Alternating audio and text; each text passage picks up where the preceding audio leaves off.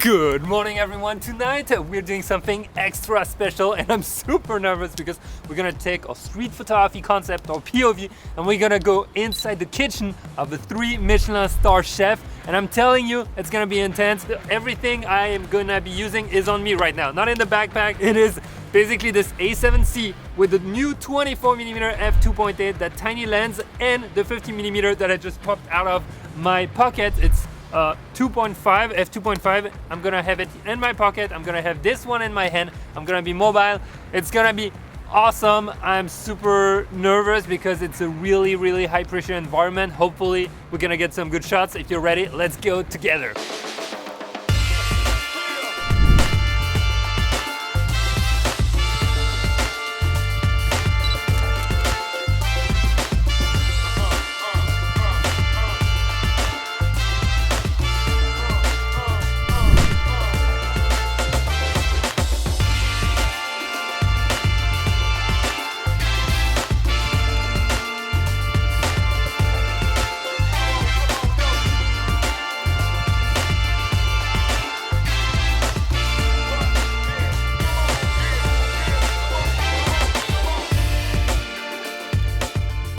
Alright guys, there's tons of things happening right now, and it's just like in the streets. I'm gonna try to really get in the place, understand what's happening, and try to capture not just cool photos, but also like kind of stories, the story of a dish being made, all that. I'm pretty excited by that, and we'll see how it turns out.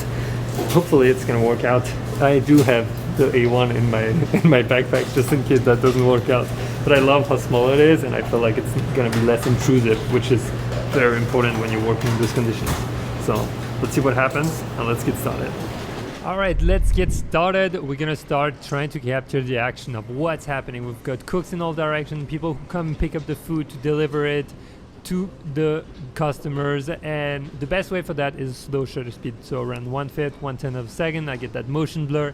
Looks awesome. The camera is small, tiny, and I'm very happy with those first shots just to set myself up. So first I'm shooting at 24mm f2.8 mainly to try to get a little bit of what is happening and the people in the background, right? I want the action, I want what is being prepared, and I want the cook in the frame. Then I'll move to 50mm to get some closer shots, and as you can see, you can get an interaction between those two cooks while they're preparing, and I think that's a little bit better. It tells the better story. Let's see what we have here. Okay, so this food is very surprising. You'll see there's like this skull that looks so interesting, and it's actually parsnip, if I remember correctly, parsnip puree. And the food is delicious. We're talking about the 1% of the 1% of the world. They're operating at the best level, and that's why I was so quiet in that POV. That's why I'm bringing that to you in a voiceover after. Two parsnip. I was also a little bit shy, if I'm very honest. I didn't want to disturb too much. All right, more food shots, still at 2.8, changing where I'm focusing. I actually regret not having the little joystick for the focus. Yeah, I mean, I can tap, but I'm very intuitively trained. Yeah, so the one thing with that A7C is that you don't have the joystick to move the focus point, so it's slightly different, which works, but I wasn't used to it, so it took me a little bit, but I used the tap focus a lot, which worked also. And obviously during that time I always get kind of hungry because it looks so good. Here's something very interesting. The tables are like kind of black, so if you go low enough you get that reflection, and with those two plates and the server and the cook and the yellow bottle, I think it pops out really well. It adds a lot of contrast. Chef Curtis right there working. And here we've got the chef Curtis Duffy, who is the chef who got his 3-star Michelin.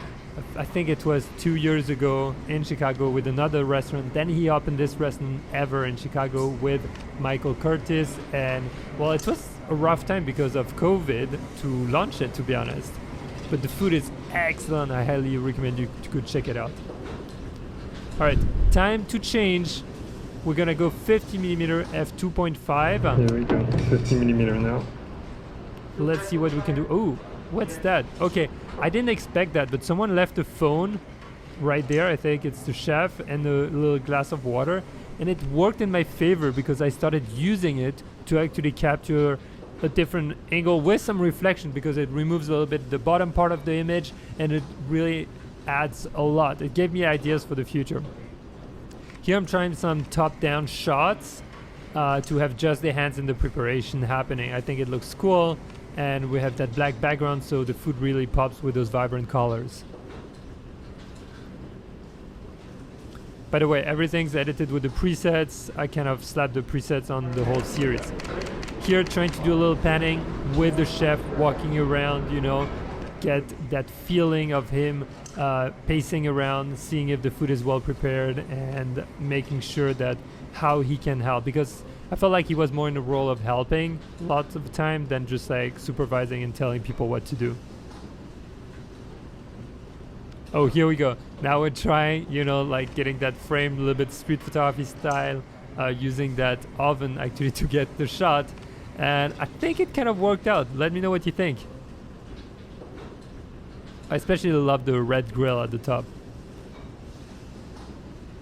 Maybe 85mm, by the way, would have worked a little better there. Look, that juxtaposition of two lemons and then the two faces. Oh yeah, actually really good. Yeah, that was kind of an interesting idea. Juxtaposition, lemons, people in the background talking. They were kind of like in the same frame or line. Worked out really great.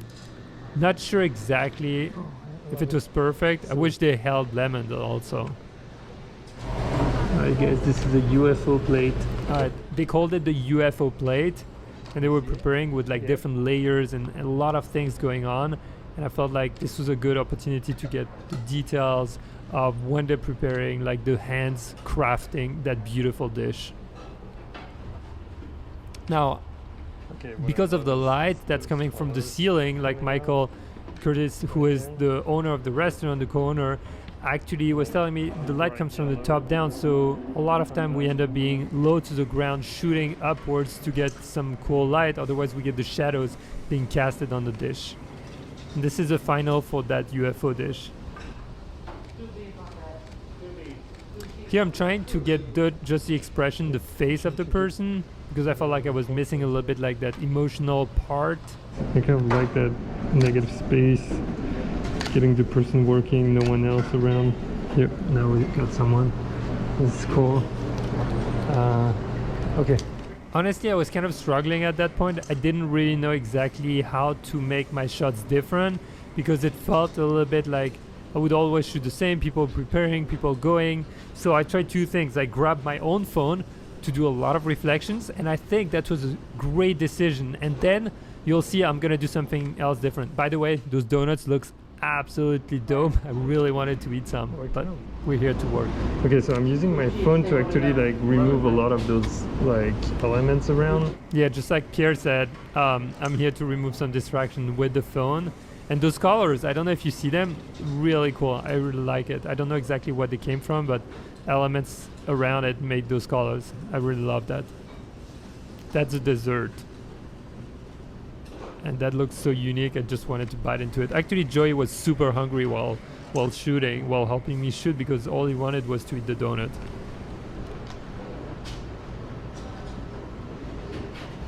Oh, I like that one. Oh, so that one. I was so surprised at how it came out. I love it because it's very... You gotta think about that shot when you look at it first. You're kind of wondering what's happening. Here we'll focus on the expression, like the intensity of the look of the cooks.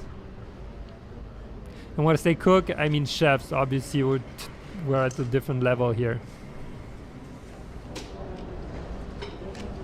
And this is a chef, Curtis Duffy, who is actually preparing some towels, folding them, all that. He's always helping and preparing. It doesn't matter. He doesn't have to do just the food. He's always doing something, which is really impressive.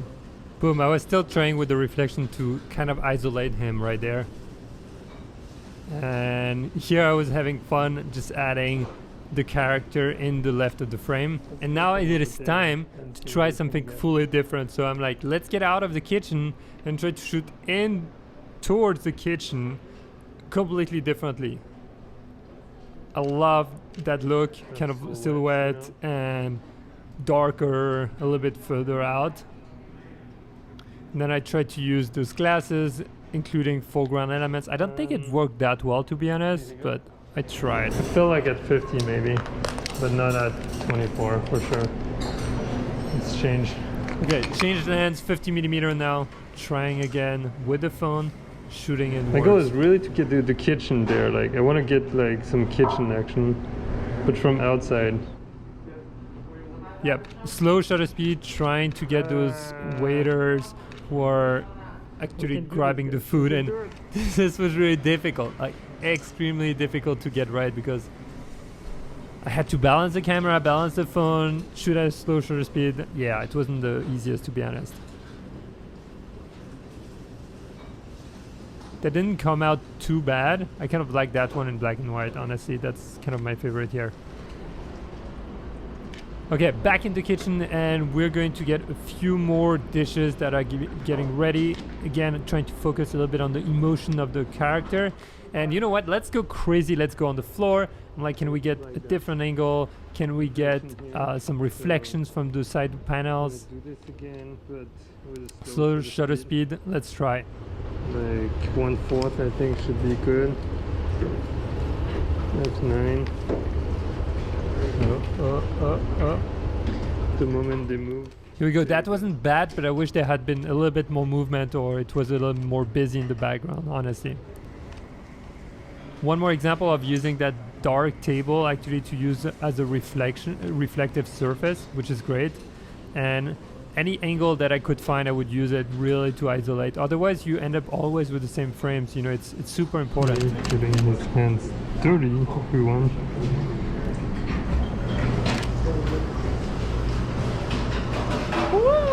Alright guys, I haven't been like that nervous before shoot in a long time, and that feels good, because every time you're nervous, it means you're pushing yourself, it means you're trying something different, you're trying something new, and that's how you progress in life. You know, remember, progress is just around the corner of discomfort. Now, those bad boys perform really well. I'm so impressed. That 24 and that 50, tiny, fits in my pocket. First time with the A7C. I love the flip screen, obviously. Everyone loves flip screens. Although when I have a heavy body and a heavy lens like on the A1 with the 50, I'm always afraid to break it. But here, perfect combo. Really, really impressed. I think you guys will like it. The quality of the lens, I'll look at the photo, peek at them. I think my favorite photos that we got were definitely the ones with movement in those frames, you know. And when I added the phone, which, you know, it was just in the environment, it gave me the idea to even pick up mine, because there was the one on the table. I was like, ooh, we can do more things. And I've used that trick in the past, but here it's especially great when there's like so many busy things happening at the same time. You want to concentrate the action on one or two, or get a portrait. That was actually really helpful. So really love those shots. Here's a trick. Remove the lens hood when you do that. It's actually easier to get those reflections.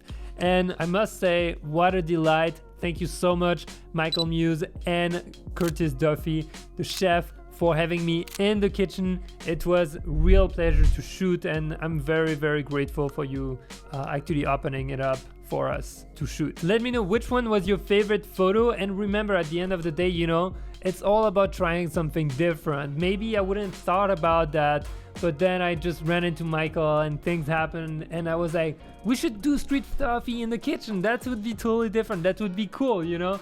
And well, that's how you get excited by new things in life. You know, photography is an old art, and every time you can take a new spin on it or try something different for yourself, well, it feels great. So after this shoot, I can definitely see why people would get those tiny lenses and a A7C, especially if you're hesitating with a A6400 or 6600 for photography mainly. Well, A7C is a great deal, and that low light was performing well.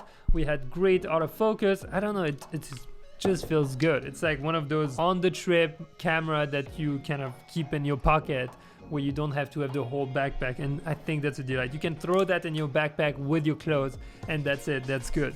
All right, hope you have enjoyed. Let me know in the comments your favorite shots, and with that being said, guys, get out there, go shoot, try something different, try something new. I'll see you in the next one.